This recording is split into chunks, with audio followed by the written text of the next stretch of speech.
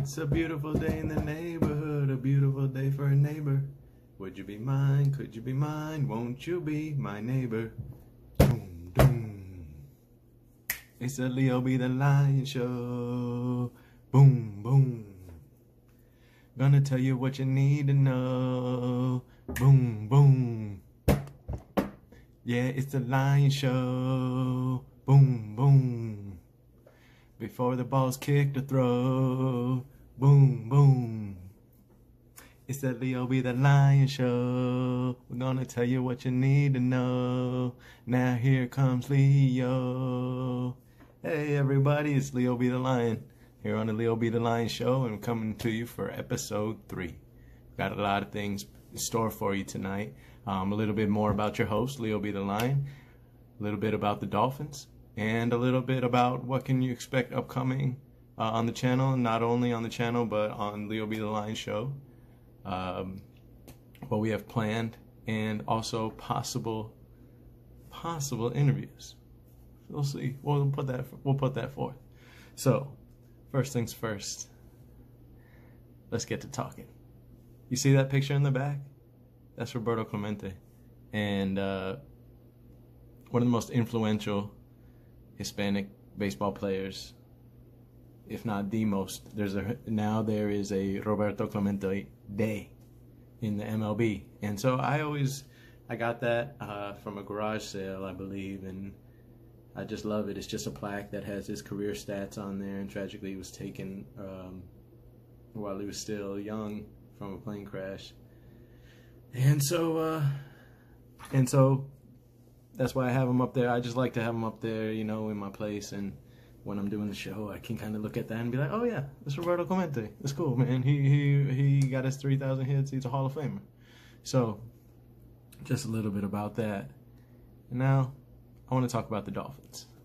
So the Dolphins came out today in a press conference, you know, with the notes with the media, and said that they're going to make some offensive line moves. They're open to changing some offensive linemen around, you know, moving, keeping Austin Jackson at our left tackle, keeping Jesse Davis at the right tackle, but moving guards and just messing with the interior line primarily.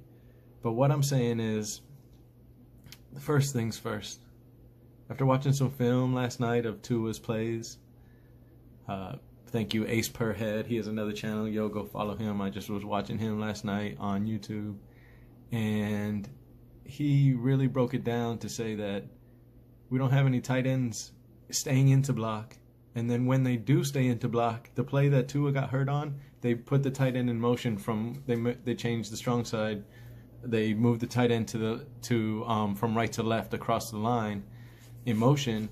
And when they did that, it caused Jesse Davis to be one-on-one with the edge rusher, who we all know who won that one, because to his ribs, you know who won that one. It was the Bills' edge rusher. So, and you know, that was the 3rd sack of the day, and it wasn't even halfway through the first quarter. It's probably our second possession, I think. And so, how can we run? And it was on 4th and 2. And how can we run a play that takes time to develop on 4th and 2 and is kind of complicated? How can the Dolphins run that play instead of going with a run or a quick little RPO? They did something where they had to get to on to center, and maybe he can do something a little bit better. But with all that being said, as a Dolphins fan, I'm going to give credit to the Buffalo Bills. The Buffalo Bills are a damn good football team. Like, they are really, really, really good.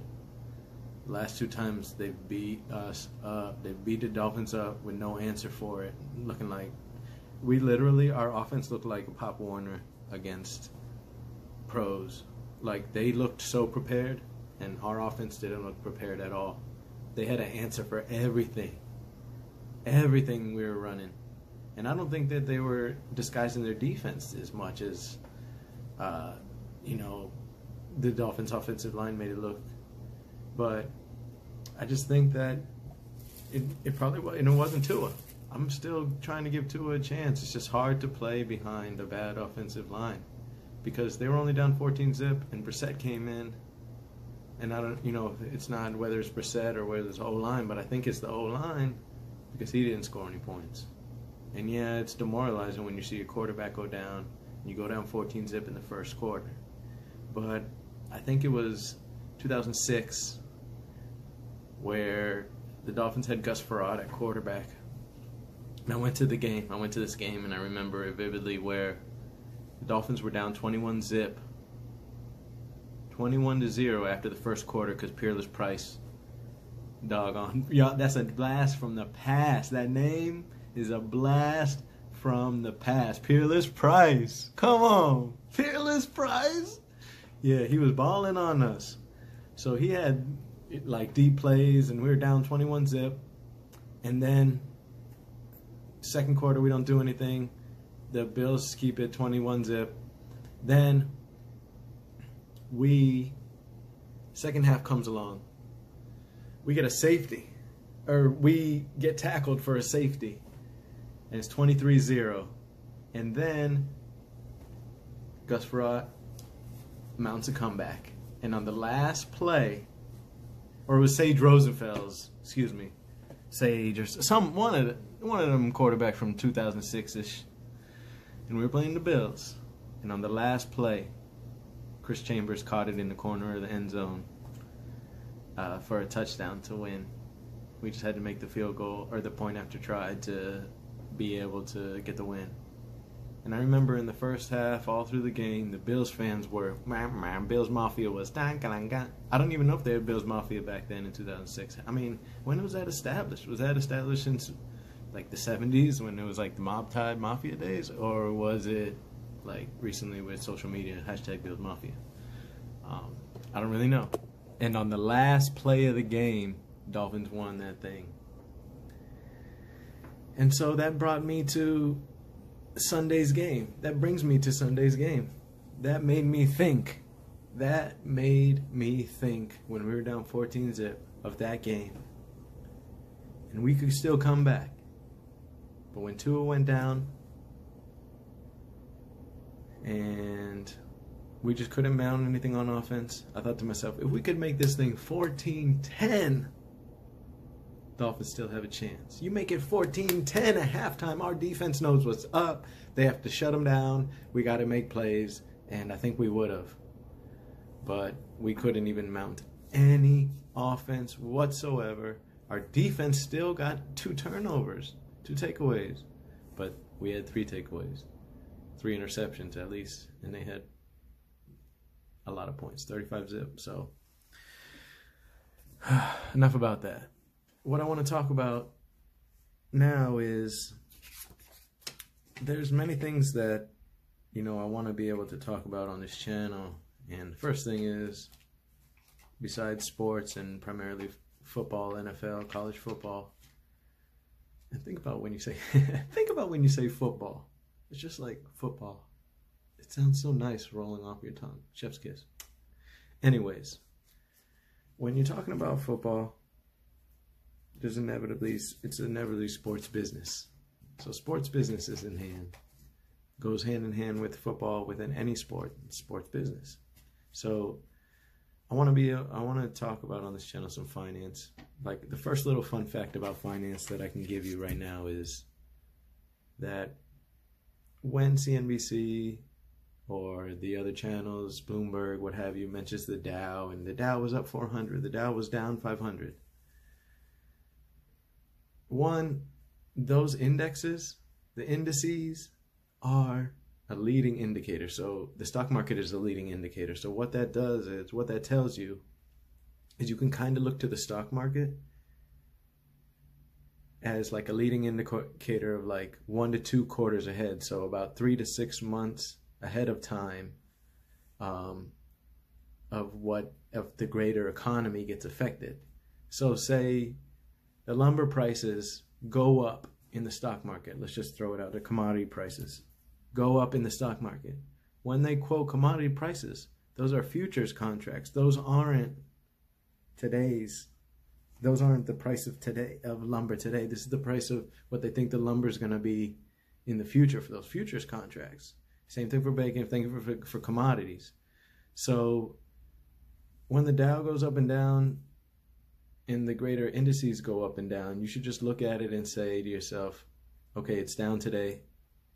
And always keep in mind, if you don't sell, you don't realize that loss or you don't realize that gain, and it doesn't have a taxable event. So if you're holding and you're seeing the Dow go up 500 and you say, oh, that's so good for me, that's good for my portfolio. Well, it depends on what you're invested in, because the Dow is not a truly good indicator of the greater market. You want to look at the S&P, you want to look at the NASDAQ, you want to look at the other indices that have more stocks. The Dow Jones Industrial Average is, now correct me if I'm wrong, you can comment on the video, correct me if I'm wrong, the Dow Jones Industrial Average is a weighted index, and it's an average of only like 25 stocks. And so it doesn't really tell you it doesn't really give you a good perspective of how the market does. Now the S&P is 500 stocks, and it's an S&P index, so you can get a better idea of how the greater stock market is going by the S&P or the NASDAQ, which is a lot of stocks that are on the NASDAQ. So I just want to bring that to your attention. You know, we are going to be talking about finance on this channel, especially in Leo Be the Lion show episodes, in addition to football, in addition to wagering and betting and NFL picks. If you have any questions about what I've been talking about in this video, you know, you can comment or just give me some feedback. If you know me, be like, hey Leo, when you come talk to me, you know, as my friend or whatever. It's like, if you come up and talk to me, you see me in the street and be like, hey, what you said this on your video, blah blah blah, I got you, man, trust me. I like to help whatever way I can make it more understandable, easier. I got your back, Jack. So next thing I want to talk about, something a little more of a grab bag of things. The grab bag is, I might do some things like kind of like out of left field. Like I might do my top 10 NCAA fight songs of all time and do a little deep dive on that. I've been considering that. Been able to also, I might talk about, I am in D&D. I play D&D as well, so I might be delving into that. Your boy Leo Be the Lion does it all, I'm telling you. But I like to focus on finance and sports, because those are my two. I feel like I can be competitive in those things, so I like to do that. So the next one is men's health. Yo, it's important to me. It's important to you. It's important to the guys, and it's important, ladies. It's important to you, or other guys. It's important to you if you're in relationships with other people, with other guys. It's important to have men's health, man. So I just think, you know, lately I've been trying to do some pull-ups, get a better pull-up routine going, working my way from like 2 to 5 pull-ups, full range of motion, and also do push-ups. And it makes a difference. I notice that my back is a little bit stronger, and then when your back is a little stronger, you won't hurt yourself as easily. So that's a big thing for me, especially when you're playing sports. Because one thing I've learned is sports is the performance of your muscles. You don't play sports to build your muscles. You play sports to show, not necessarily show, but just to illustrate what your muscles have done and what preparation you have done. When you're stronger on the field, it shows, oh, he was in the weight room, she was in the weight room, when you're stronger on the field. So you can be good at basketball and have never worked out, a la Kevin Durant. But if you work out and keep playing basketball, that's when it multiplies, because you have all your natural ability. Now you're working at the stuff that perhaps you're weak in. And it's just cool to see when you've been working out, when you've been saying, oh, I'm going to get my shoulders stronger so that I can go in the paint more. I'm going to get my quads stronger so that when I play soccer, I don't get tired as quickly. Or I'm able to move my legs a little quicker laterally. So I want to get my hips and my hips right. So it's really cool to see that play better, or even if you say, I'm going to jump higher, you got to go to the weight room, or you got to do those exercises, because just playing basketball, just playing baseball, just playing football, you're not going to get your muscles stronger. But by being in the weight room, it translates to the field, but the field doesn't translate to the weight room, if that makes any sense. So I just wanted to, these things I just, have on my mind a lot, and it's Leo Be the Lion show coming at you. So with that, I'm signing off episode 3. That's the little rough draft of the theme song at the beginning. Give me some feedback, what you think. I'm going to have a more professional version soon. I just wanted to get it out there, man. I'm just all about getting it out there and just enjoying it and just being happy with producing. Let's go, baby. Leo Be the Lion signing off. Peace.